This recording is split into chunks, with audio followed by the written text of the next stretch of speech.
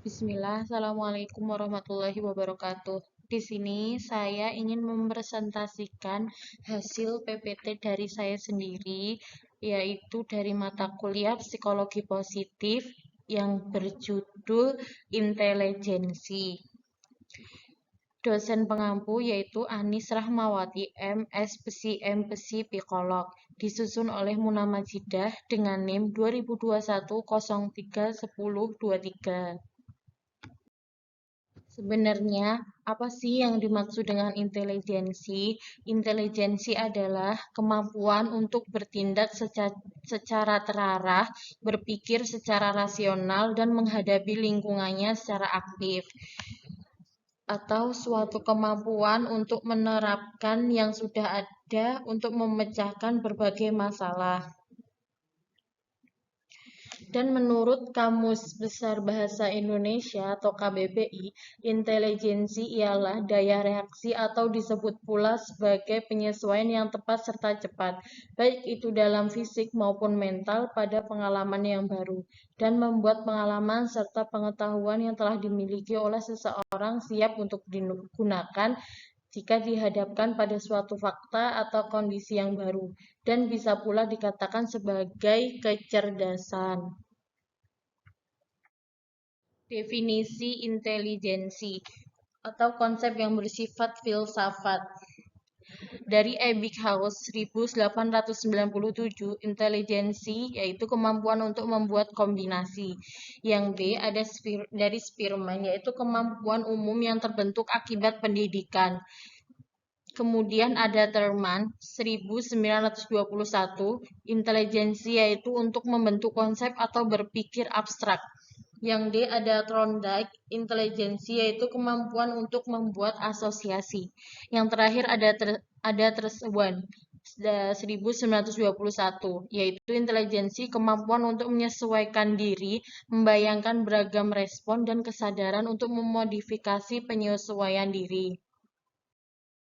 Macam-macam intelijensi, yaitu ada intelijensi terikat, makhluk yang bekerja dalam situasi pada lapangan pengamatan. Ada intelijensi bebas, manusia yang berbudaya dan berbahasa.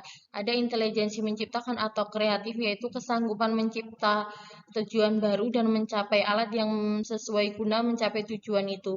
Yang terakhir ada intelijensi mencipta, kemampuan menggunakan dan mengikuti pikiran atau hasil penemuan orang baik yang dibuat, yang diucapkan maupun yang ditulis.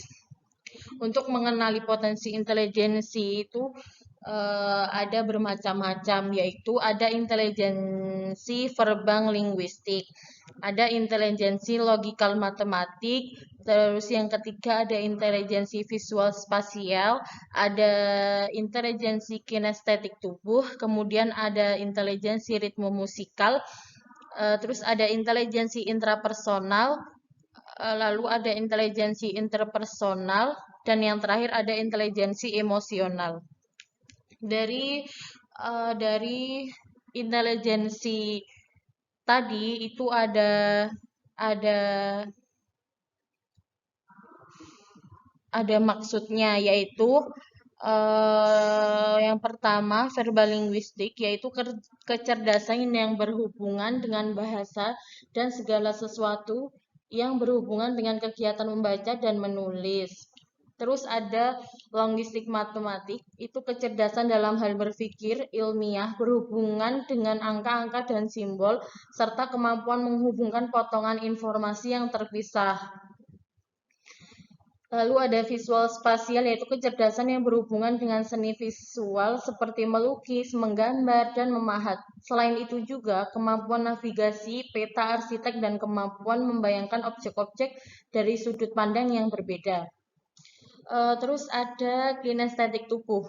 Kinestetik tubuh itu kecerdasan yang berhubungan dengan kemampuan menggunakan tubuh untuk mengekspresikan perasaan atau disebut juga dengan bahasa tubuh, atau bahasa tubuhnya itu body language. Body language yaitu kecerdasan ini berhubungan dengan berbagai keterampilan seperti menari, olahraga, serta ritme. Terus ada musikal, yaitu kecerdasan yang berhubungan dengan kemampuan mengenali pola irama, nada, dan peta terhadap bunyi-bunyian. Terus ada intelijensi emosional. Intelijensi emosional itu kecerdasan yang meliputi kekuatan emosional dan kecakapan sosial.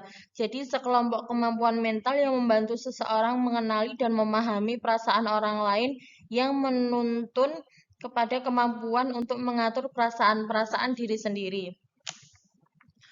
Terus ada interpersonal, yaitu kecerdasan yang berhubungan dengan keterampilan dan kemampuan individu untuk bekerja sama, kemampuan berkomunikasi baik secara verbal maupun nonverbal. Seseorang dengan tingkat kecerdasan interpersonal yang tinggi biasanya mampu membaca suasana hati, perangai, motivasi, dan tujuan yang ada pada orang lain.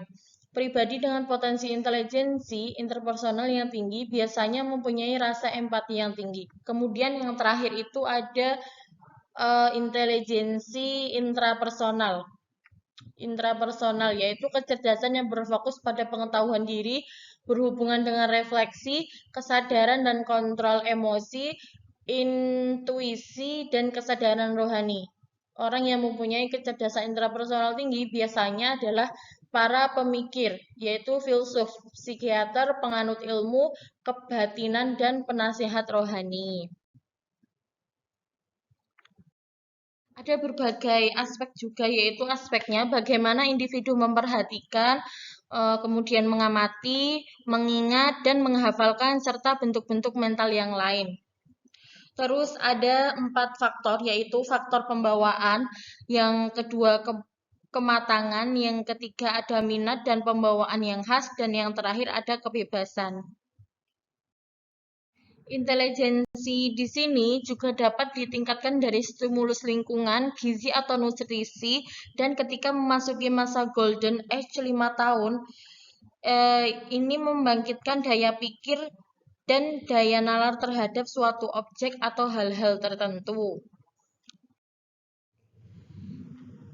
Adapun teknik pembuatan tes intelijensi yaitu faktor analisa. Penelitian ini dimulai dengan mengkorelasikan nilai-nilai yang didapat oleh orang yang sama dalam beberapa tes kemampuan yang diikuti oleh orang tersebut. Kemudian setelah itu dia dianalisa dengan statistik dalam rangka mencari faktor-faktor atau trait-trait yang umum dalam tes itu.